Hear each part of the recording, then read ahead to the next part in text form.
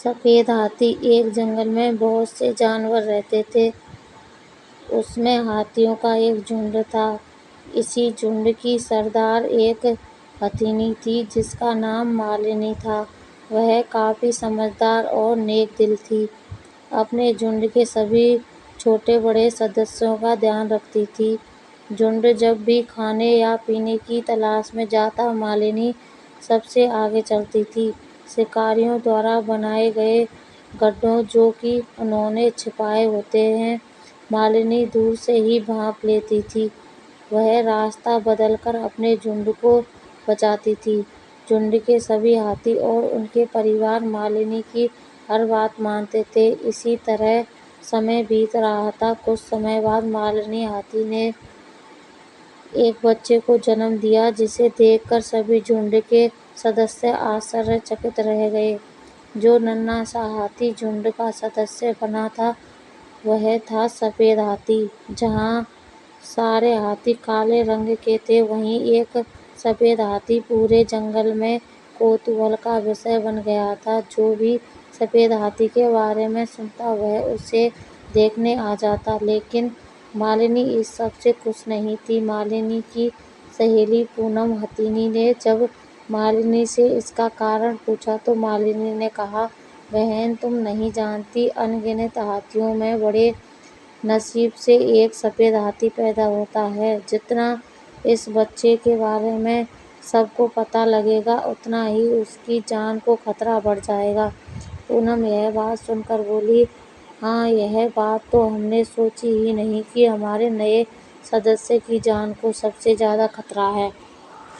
शिकारियों को अगर इसके बारे में पता लग गया तो वे इसे किसी भी कीमत पर उठाकर ले जाएंगे। मालिनी ने कहा, हाँ मैं इसी बात से चिंतित हूँ। पूनम ने कहा, बहन चिंता मत करो, तुमने हमारे पूरे झुंड की सालों से रक्षा की है। कई बार हमारी अपनी जान पर खेलकर भी तुमने मुसीबत में पड़ने से बचाया। अब झुंड की जिम्मेदारी है तुम्हारे बच्चे की रक्षा करने की। पूनम ने पूरे झुंड को एकत्रित किया और कहा, आज से हमारा पूरा झुंड मालिनी के बच्चे की रक्षा करेगा। उसको शिकारियों से बचाने के लिए हमें अपने प्राण भी देने पड़े तो भी हम पीछे नहीं हटेंगे। सभी ने सूंड उठाकर उसकी बात का समर्थन किया। अगले दिन से जब भी झुंड खाना खाने या पानी की तलाश में जाता, चार हाथी नन्हे सफ़ेद हाथी की रक्षा के लिए रुक जाते थे और बाकी सदस्य उनका भी खाना और सूंड में पानी भरकर लाते थे। लेकिन धीरे धीरे ये बात शिकारियों को पता लग गई कि जंगल में एक सफ़ेद हाथी ने जन्म लिया है। शिकारियों में सबसे प्रमुख रावट, जिसके पास आधुनिक हथियार थे। रावट ने अपने साथियों को इकट्ठा किया और कहा, साथियों मैंने विदेश में बात कर ली है। अगर हम किसी तरह उस छोटे सफ़ेद हाथी को चुरा लाएं तो उसकी इतनी कीमत मिलेगी कि आगे हमें शिकार के लिए जंगल भटकना नहीं पड़ेगा। रावट की बात सुनकर सभी बहुत खुश हो गए। उन्होंने प्लान बनाना शुरू कर दिया कि कैसे हाथियों को चकमा देकर सफ़ेद हाथी के बच्चे को चुराया जाए। अगले दिन से कुछ शिकारी छिप छिप कर हाथियों पर नज़र रखने लगे। हाथियों इस सब से बेखबर अपने आप में मस्त रहते थे। एक दिन मालिनी अपने झुंड के साथ भोजन की तलाश में गई। वह जंगल में झाँक रही थी। तभी उसकी नज़र एक ऊंचे पेड़ पर गई जिस पर एक शिकारी बैठा था। मालिनी ने सबको होशियार कर दिया। वह इधर उधर गड्ढा ढूंढने लगी, लेकिन उसे कुछ नजर नहीं आया। ना ही उस शिकारी ने उन पर हमला किया। मालिनी एक एक कदम फूंक फूंक कर रख रही थी कि कहीं शिकारियों ने कोई जाल तो नहीं बिछा रखा है। लेकिन जब कुछ ऐसा नहीं मिला तो मालिनी ने वापस जाने का फैसला किया। वापस आकर मालिनी ने सबको बुलाया और कहा, आज जो हुआ उससे एक बात समझ में आ गई कि शिकारी हम पर हमला नहीं कर रहे, ना ही हमारे लिए जाल फैला रहे हैं। वे हम पर नज़र रख रहे हैं। शायद वे मेरे बच्चे को चुराना चाहते हैं। तभी झुंड एक हाथी ने कहा, अगर ऐसी बात है तो हम कल से उन शिकारियों को देखते ही जिससे उनमें डर बैठ जाए और वे जंगल में ना घुसें। मालिनी बोली, नहीं, इससे तो वो और गुस्से में आ जाएंगे और हाथियों को मारना शुरू कर देंगे। हमें होशियारी से काम लेना होगा। रात के समय मालिनी अपने झुंड के साथ जंगल के राजा शेर के पास गई और उसे सारी बात बताई।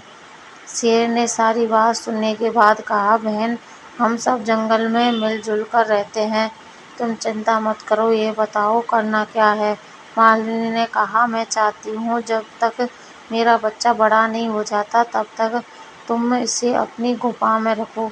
शेर बोला, अरे बहन, बस इतनी सी बात, और आज से तुम्हारा बच्चा अपने मामा के घर रहेगा। बाहर मैं और मेरी पत्नी बैठे रहेंगे। किसी का क्या मजाल जो यहाँ कदम भी रखे। वैसे भी सफ़ेद हाथी हमारे जंगल की शान है, कोई इसकी तरफ आँख उठाकर नहीं देख सकता। आप बेफिक्र रहो। अब नन्हा सफ़ेद हाथी शेर की गुफा में रहता था और हाथियों का झुंड मस्ती से पूरे जंगल में घूमता फिरता रहता था। इधर रॉबर्ट और उसके हाथी पूरे जंगल में नज़र रखते रहते, लेकिन उन्हें कहीं भी सफ़ेद हाथी नहीं दिखा।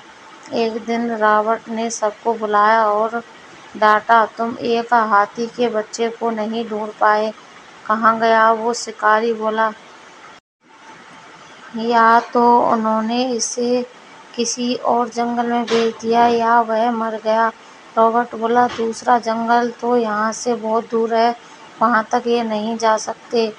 ये हो सकता है कि वो मर गया हो। हमारा तो बहुत नुकसान हो गया। फिर भी तुम अगले कुछ दिन इन पर नज़र रखो। अगर नहीं मिले तो फिर हम यहाँ से दूसरे जंगल में चले जाएंगे। कई दिन ढूंढने के बाद भी जब सफ़ेद हाथी नहीं मिला तो शिकारी उस जंगल को छोड़कर चले गए। मालिनी की सूझबूझ ने अपने बच्चे की जान बचा ली। मालिनी का यही बच्चा जब बड़ा हुआ तो वह भी मालिनी की तरह ही समझदार और होशियार था। मालिनी अब बूढ़ी और कमज़ोर हो गई थी। उसका बच्चा अब झुंड का नेतृत्व करता था। अब वह शान से झुंड के आगे हर खतरे से सबको बचाता था। वह इतना शक्तिशाली था कि शिकारी उसे देखकर ही घबराकर भाग जाते थे।